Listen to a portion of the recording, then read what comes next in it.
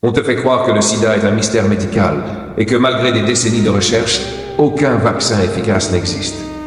Mais si je te disais que ce vaccin existe déjà depuis les années 70 et qu'on te le cache volontairement? Pourquoi un virus apparu officiellement en 1981 fait toujours autant de victimes, alors que la médecine moderne a progressé à une vitesse fulgurante? Pourquoi certains chercheurs ont-ils été réduits au silence lorsqu'ils se sont rapprochés trop près d'une solution? Si tu veux découvrir ce qui se cache réellement derrière le sida, reste jusqu'à la fin. Et d'ailleurs, like, commente, mets en favori et republie cette vérité avant qu'elle ne disparaisse. Le sida, une arme biologique? Le VIH n'est pas un virus comme les autres. Contrairement aux infections classiques, il cible spécifiquement le système immunitaire et empêche le corps de se défendre. Un mode d'action aussi précis ne peut être le fruit du hasard. Certains documents militaires et témoignages de scientifiques dénoncent depuis des années le fait que le VIH aurait été conçu en laboratoire, dans le cadre de programmes secrets de recherche sur les armes biologiques.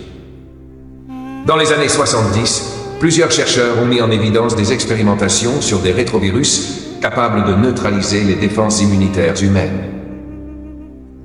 Peu après, le VIH a mystérieusement émergé, et principalement dans des populations ciblées.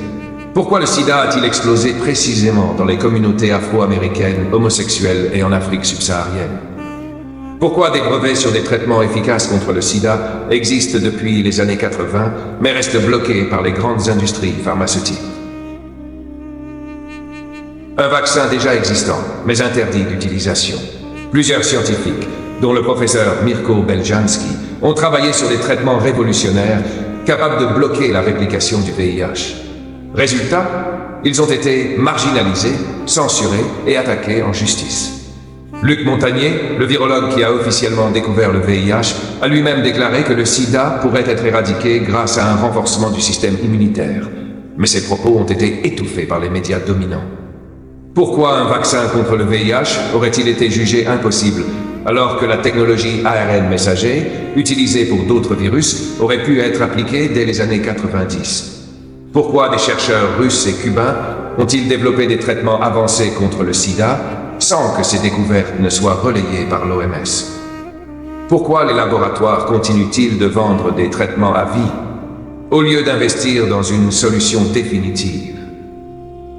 Le business du sida, une industrie qui vaut des milliards. Chaque année, les traitements anti-VIH rapportent plus de 30 milliards d'euros aux grandes compagnies pharmaceutiques. Un malade sous trithérapie représente un client à vie.